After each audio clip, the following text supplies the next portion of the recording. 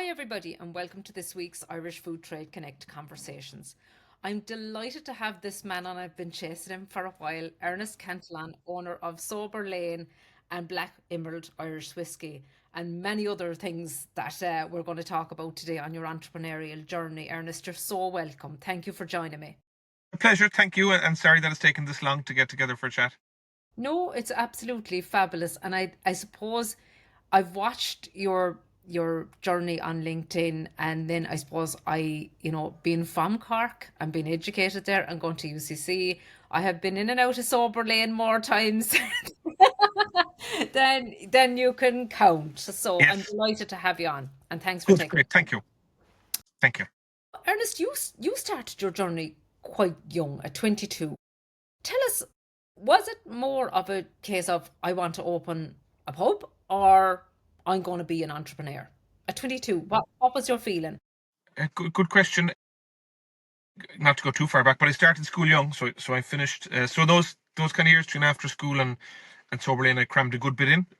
Hmm. So I wasn't particularly interested in going to college, and my parents pointed out, look, you get to delay the real world from the 4 years. I was living at home, I was playing rugby, was having a great time. Um, they said, like you can enjoy life, like the real world gets postponed for a while. So it was good advice. Did commerce. I was always interested in business, so it was a good general degree. I wouldn't say excelled at it, but at the same breath, it wasn't particularly hard. It's a good generalist thing.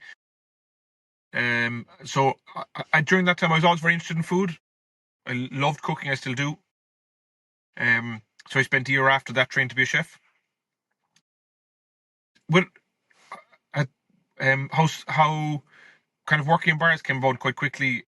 I suppose going to open one was at the purpose of training to be a chef. The course I did was to get you into placement to finish your qualification. So I just did the first year would have been a 4-year degree in culinary arts to become a commis chef, and then you have to do work placement as part of the rest of it. So I went looking for a place to work, and ironically enough, Ireland and Cork particularly is very small. Somebody knew somebody said this guy's looking for something to do. Those guys had owned a number of bars, were looking for somebody to run one of them. Ironically, it didn't do food, and in my head, the idea was that I would bring food to it.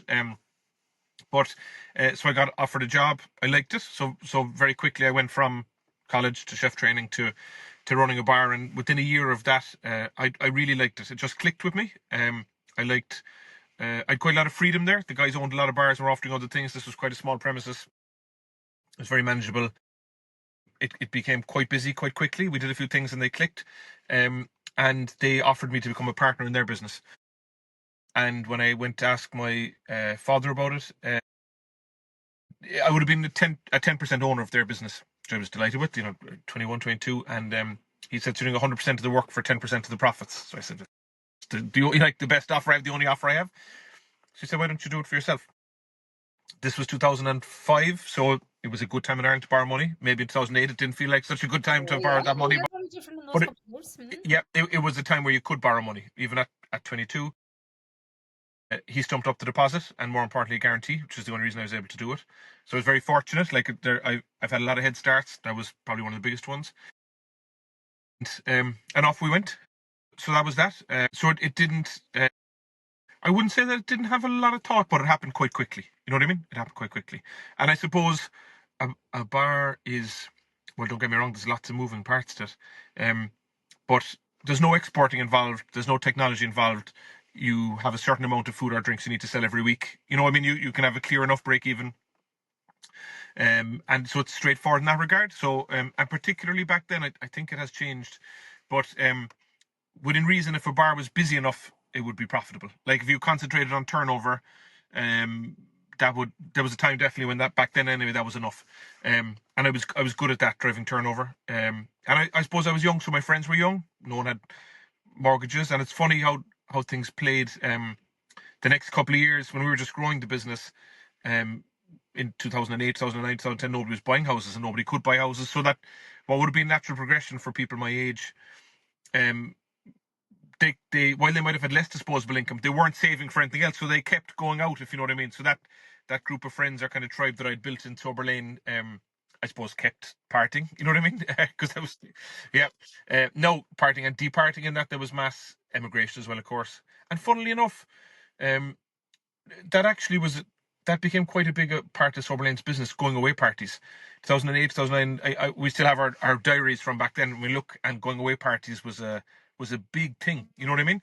Which is obviously sad, but to say they're like awake is dramatic. But like if somebody's going to Australia, like it's a big thing. So like they were big nights, and we're fortunate enough to be in a position to benefit from them, which sounds kind of opportunistic, I guess. But it was just that. It's funny. A lot of those parties we got them. It wasn't a situation you create. My friends were having a party, and because I invariably worked weekends, to include me in it, they had them in Sober Lane, if that makes sense. Uh, and I was delighted because I'd been kind of working and kind of attending. Like so it kind of it just worked. Um, so the so suddenly like it was a fairly organic progression. You know what I mean? Yeah. Many years on, because in Cork and probably in many cities all over the country, places have opened and then they've closed. How, and you said you were good at building the turnover. How do you keep the people coming back in? And especially in the last few years, like, and since COVID, it's been very challenging. How do you keep people coming back into you? I I think it's funny going back and look at those diaries. We have we're 20 this year, 20 years there, Well and done. Well done. we've a thank you. Yeah, it is. And I think sometimes uh, like surviving is an achievement. It's great to be the most profitable business or the number one at this, doing that on awards, but like surviving and still being there is a nice one. And I've had businesses that didn't, so it makes me appreciate the ones that did all the more. So going back to that 20 years, we have people celebrating their 40th birthdays. So we had them for their 21st. I was 22, 23 when we opened. I knew people having their 21st birthdays. We had the going away parties. We had the coming back parties. We've had the 30ths. We've had some christenings. We've become primarily a space for celebrations, which is nice. Which I suppose is what a pub like should be. Get together celebrations. So I suppose we've people keep coming back for those occasions, and I do think socializing, particularly because we're in town, is event driven. So thankfully that's why they keep coming back, because they have had good experiences at celebrating those occasions, and um, life keeps throwing up those milestones. You know what I mean? So, and I think people are creatures of habit. I would say in Sober Lane we'd strive to be a 7 or 8 out of 10 every time. I would love to say that we are. There are a few things I think we're exceptionally good at. We are very proud of our chicken goujons. It sounds like a simple thing, but like the people of Ireland aren't far off growing feathers. Like they just love chicken. God bless them. They have it most days at night, and you would like at home, and you would think that would mean they don't have it when they go out, but thankfully they do. So we sell loads and loads of chicken, and we put a lot of effort into it. It sounds like a simple thing, but we're really proud of our chicken goujons, and our food offering is built on that. Um, but but in general, we're not the biggest bar. We're not the most central. We don't have live music. We don't have a fancy sound system. But I think we try and nail the basics, and we're consistent. So if you come in, I think you'll have a nice experience. It will be fun. Our staff will be nice and polite. Your food will be pleasant. Uh, I think that and I think that that usually is enough to get people to come back and say, "Oh, let's go back there. We have a good time." They will usually go and try a new place, which is fine. And I say, "Where were you tonight, lads?" So we went over, checked out the new place. Yeah, it was pretty cool. It was good, or whatever it was. But I think when you go back to staying power, I think that being 7 or 8 out of 10 is it, I don't mean that it's enough in a settling way, but I think that if you can't be all things to all men, and we have fallen into that trap before. You have menus that get too big, you have opening hours that get stretched out, and somebody says, "Geez, what is that place?" "Oh, it's kind of a late bar, but they do lunches and they do breakfast. And they do." Okay, well, I think people like to know what a place is. You know what I mean? Um, yeah. Yeah, yeah. And because if you're too many things to too many people, you get lost in what actually your offering is. It's a Well, huge. also, what success looks like. So it invariably involves more costs. So more turnover is required to break even, um, and then it's just it. Okay, you appeal to more people, but it keeps push. You need more people to feed that beast, um, and that's tricky. You know what I mean? That is tricky to keep that going on all fronts. And you said about, chicken goujons there, right? And when I was at the Borbia Food Service conference there back in mid-November, and they said the one growing product is chicken. It is like, I mean, across the world, it's It's chicken. funny. You see, protein, I suppose. Like if you Yeah. trends go, they come and they go. You know what I mean? And a cousin of mine, it was one of not my family business, but my wider family business cousins. They had a ladies' clothes shop, and I worked in it through college. And with a ball, and he was a phenomenal retailer. Really, I learned so much from him, and a very nice guy to work for as well. But they did a massive facility and did warehouses, and when stuff would go to fashion, so he'd put it away, and this could be for years, but it would come back. So there'd be skinny jeans, then there'd be wider jeans, then there'd be short shorts, then there'd be 3/4 length shorts. His When fast fashion became a thing, like the fastest way to fast fashion is if you have it already in stock. You know what I mean?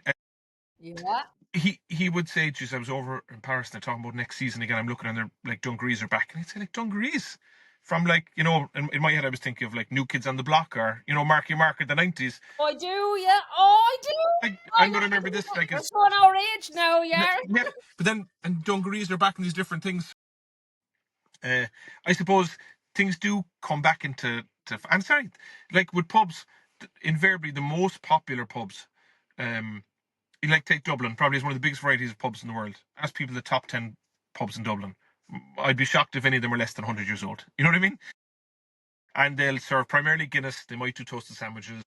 Like you're probably smoking out in the streets and no fancy smoking, or definitely not a DJ. You know what I mean? So, like, that's staying power, I suppose. You know what I mean? It is, and there was a pub actually. When I was in UCC, we used to go to, and when you have to bring me back to the toasted sandwich, it's called the Rock Bar, and I thought Yeah, it was yeah. shut. My God, It's that place open. used to be Very busy still. very busy. Yeah. That place used to stay open for, like, I mean, the whole of Cork knew about its toasted sandwiches. Yeah. We were all, I mean, that was the thrill of it. Like, I mean, so something as simple as that keeps people coming I, back in and a I feeling think of this home, I suppose. the staying power of the Rock, and while Soberlane wouldn't be as it's not as near to UCC, so it wouldn't be as student focused. Um, you get 18-year-olds and 80-year-olds in the Rock. You do. It's lots of pints of Beamish to people who live in that neighbourhood. And one of the reasons I think we do well for those celebrations, those parties in Sober Lane, that you can invite your younger cousin and you can invite your grandmother. Okay, we might be a little bit loud later in the night for the grandmother, but invariably, um, we are a place where you can comfortable in an Irish jersey watching a match. Similarly, it's somewhere you could bring somebody on a first date. If it's your graduation, or if it's a special dinner, then maybe we're not the place. But invariably, we're a place where most people will be comfortable. And I think, if you appeal to that wider denomination, and part of then is just consistency. So, like, the Rock will have good pints of stout. The music will be fun. There'll be people of all ages. And Turbulane would try to be that too. Yeah, the Rock is a great bar. Yeah, it's just when you talk about the food there and what you expect when you go in. I mean, if you were at if you, and like that's many years ago now, and to say someone was saying to me that it was still open, and I hadn't been Oh, it's down. very busy. I don't Yeah, know if it's still doing food, but it's definitely very busy. very Yeah. busy. Yeah, yeah. And tell me, you have been in and out of different things over the years, things that have worked and things that haven't worked. And I remember going into a restaurant that you had years ago called Electric. Yes. Yeah. Yeah. Really, really good restaurant, I must say, at the time. And it was there kind of on the, geez, there was one, it was a jazz weekend and it was Yeah. heaving outside. Yeah. Jazz Weekend is always a good one. Yeah. Yeah. And, there's been a couple of different, and you've got involved in whiskey. Tell us about all the different things and what you've learned, or how you decided. Is that the way your brain works, that you have an idea and you go for it? Or is Um, it, what way does it work for you? I suppose it was a linear enough evolution to begin. So at Sober Lane, Electric is just across the river, and I felt there was an opportunity to do things around late night or more formal, and Electric had different iterations. Um, so originally, one of the main things was that we had a tribe of Sober Lane customers that socialised with us sometimes, but also there was occasions that we couldn't cater for or weren't suited to. And there wasn't enough on its own to build a business, but that the idea wasn't to have a competing business, to have a complementary business. Again, the complete opposite. So while it was much harder to say get the funding for Electric, it was probably only possible because It was a building with stunning potential, a great location. It was 2010, so there wasn't lots of people bidding for it. And also when we opened, there was no real other bars opened competing for, I would say, nearly a number of years in town. So we got like to be the new place for quite a number of times. Sometimes you can get a reward for when it's not the best time to open, if you know what I mean. So I'd say I had 10 cracking years in electric from, say, 2000. I think we opened in 2010 at the Jazz Weekend. Jazz Weekend was always big for us until COVID. So we had a really good time, like personally and business wise. It was always hard work because it was a big premises, had 50 or 60 staff, and the busy times were really busy, and then the quiet times could be quite quiet. And when you have a place with a lot of staff, like being quiet isn't really an option. But we had spectacular fun in the summers, and I really enjoyed it. I was young, so I was 27 when we opened, so maybe up to 37. And then after COVID, we never really got going again. We tried a few different things, and they just didn't click. Trying them was fun, and they were exciting at the while, but they just didn't keep going. So that, and like it was heartbroken when it failed. It just, I was, I tried a number of things, was convinced each one of them would work, and they just didn't. So it's great when you're on a run of winners, but then when you're on a run of, I suppose when I say losers, losing ideas, or you kind of, check, bounce an idea off. People say, yeah, I think that would really work. That's a great idea, and then you do it, and it doesn't work. You know what I mean? Or it doesn't work enough. Particularly with bars, it's not necessarily black or white. It's just not busy enough. You know what I mean? So it's not quite clear. Like, are we at this point where it's going to get busier or quieter? So electric was a lot of work. So I lived on Grand Parade, and I spent my days between electric and Sober Lane, and then for a while a nightclub called Voodoo again nearby. And we had a lot of fun. One thing that changed just before COVID is I had a business partner who got on very well with an electric, and we parted ways. I bought him out in very amicable terms. Still get on extremely well. I would ask him for advice, and I probably didn't realize not only his expertise, but I really like having partners. So pretty much everything that I do now, I try and have partners in it, and it makes the good times more enjoyable and makes the hard times easier too. That's something I found about myself, and that was probably something that in electric, when we were saying, okay, this hasn't worked now, I need to try something else. I caveat that by saying my wife, I have a life partner, so like she very much would played a part in helping me navigate these things. But I enjoy having business partners, and that is something I probably would have changed in that electric journey if I could have. But I've had a lot of fun. The nightclub went really well. I always wanted to do it I did it for 2 years, and I exited that to open a Sober Lane in Dublin, and it got off to a good start. We're in a residential area, and I've never had a business in a residential area, and I'm not so sure I would again. It's a very different type of hospitality. You see way more of a smaller pool of people, and I also found myself living on the train up and down to Dublin a lot. I think the idea of having a pub in Dublin was probably more romantic than it was. I still had interest in Cork. So we sold that after 2 years. Again, hindsight, I if I had my time again, I would have done a different, more food-driven offering there. I was in there again recently with the new owners, and I'm certainly glad I did it, but I had no graw to do it again. You know what I mean? I was definitely an itch I wanted to scratch. I always wanted to try a pub in Dublin. I was lucky when we sold it. We bought it when Dublin was kind of re-emerging, I think 2013, like post-crash. Dublin was really starting to kick off. We sold it maybe 2015 or 16. So I'm lucky that I was able to buy it right and exit it at a time that I could. And then it's funny, I left the nightclub at the time, was very busy. But I would like to have had the nightclub during COVID, and definitely post-COVID, I'd say has been challenging for nightclubs. I don't say that about the one that I left. I don't. I'm still good terms with the guys. That I wouldn't be privy to the numbers, but I would think that late night business is tough. You know what I mean? So swings and roundabouts. I also am a big believer in. I don't know if the right term for it is that butterfly effect, but I don't think you can pick and choose. Like I've had for the last 20 years. I've had some winners and losers. I have an extremely enjoyable career, time. Been very flexible, been very rewarding in lots of ways. The single thing, I met my wife in electric not long after we opened, and I kind of feel, geez, if I didn't do electric, would I have met her? You know what I mean? Those sliding doors moments. So I have tried. You're right. I've tried lots of things. I would say one thing that has changed for now is that I know I like partners. I know I can only concentrate on so many projects at a time. I know that they need to be. I kind of hospitality and alcohol are related, so that kind of sector is kind of very slow to drift outside of that. I think I developed the ability to spot an opportunity and say that there is an opportunity there for a very interesting business that may be profitable for someone, but that person isn't me. I don't know, maybe that's maturity, but that's taken a long time to not chase the shiny pennies. You know what I mean? Right. Yeah, or to know, like, good opportunity, but not for me for now. Maybe not for me forever, but yeah, that's something I've kind of grown into as well, I think.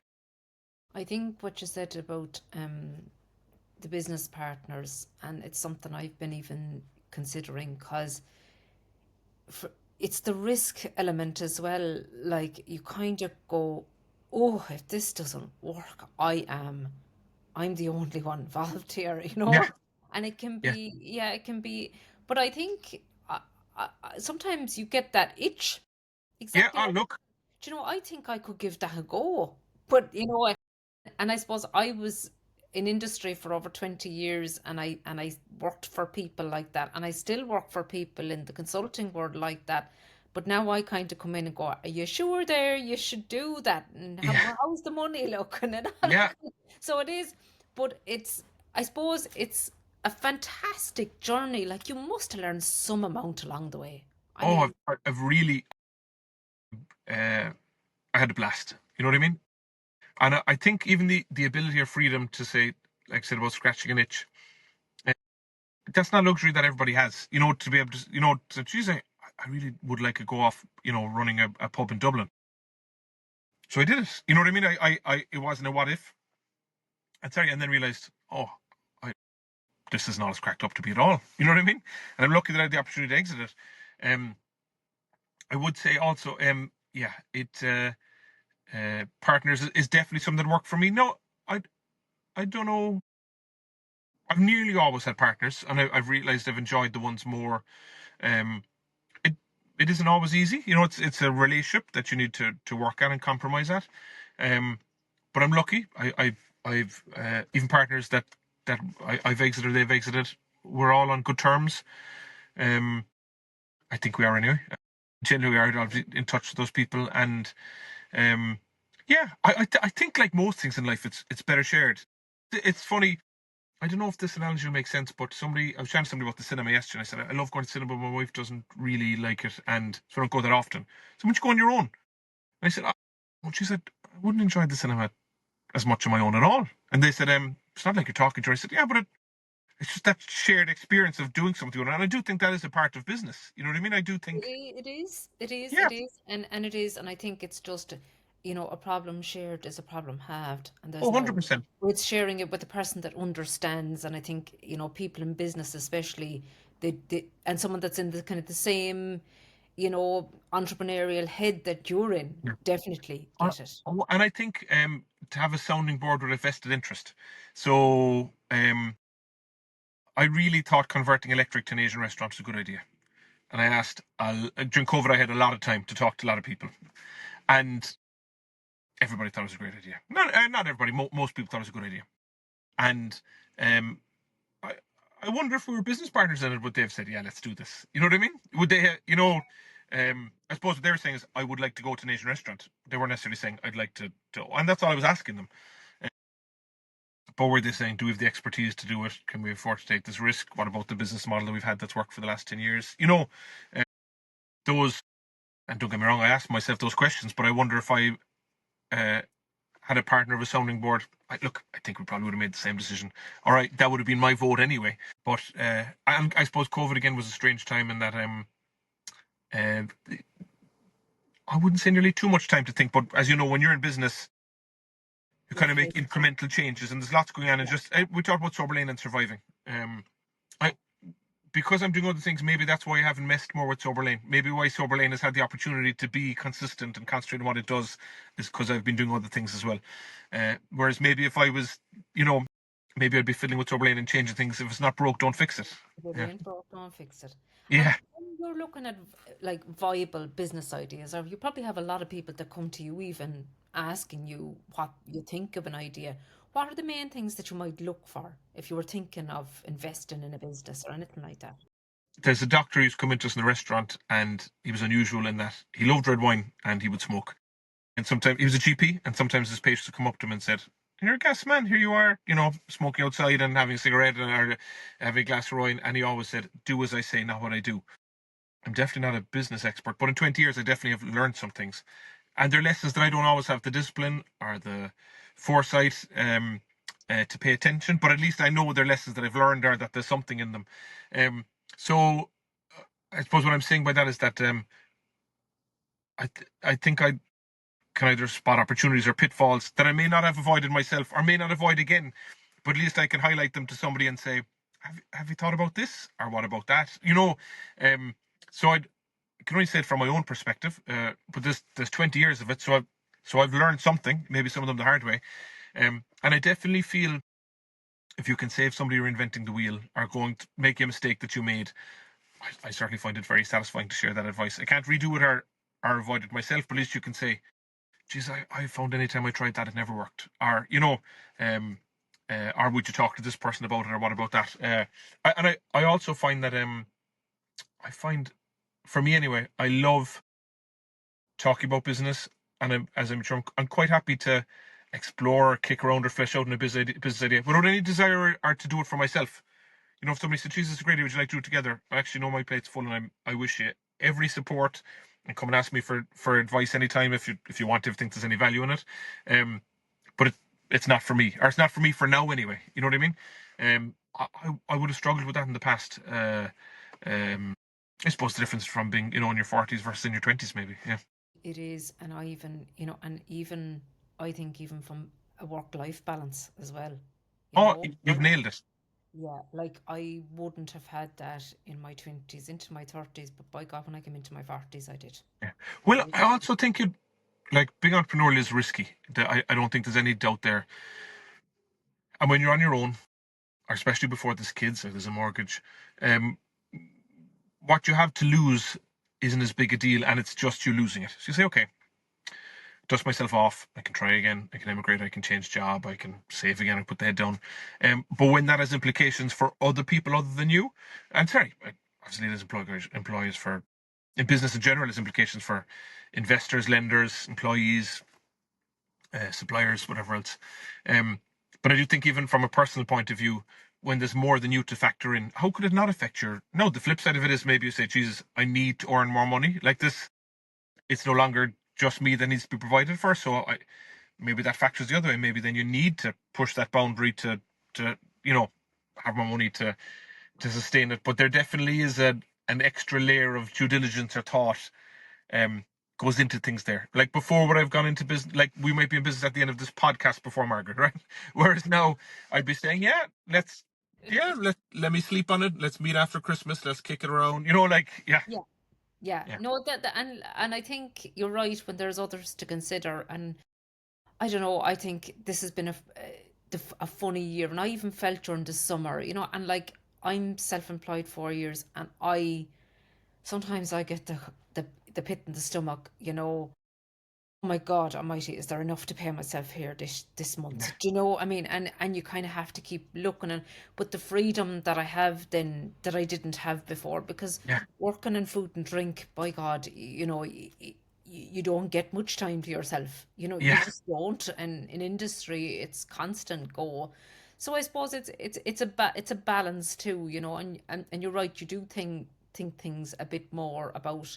And I see a lot of people that, they spend a lot of their savings on setting up businesses, and you have to have those kind of risk assessment done, that will it work, and are you in the right market and the location and all of that. So like your experience is so telling from what you've talked about there.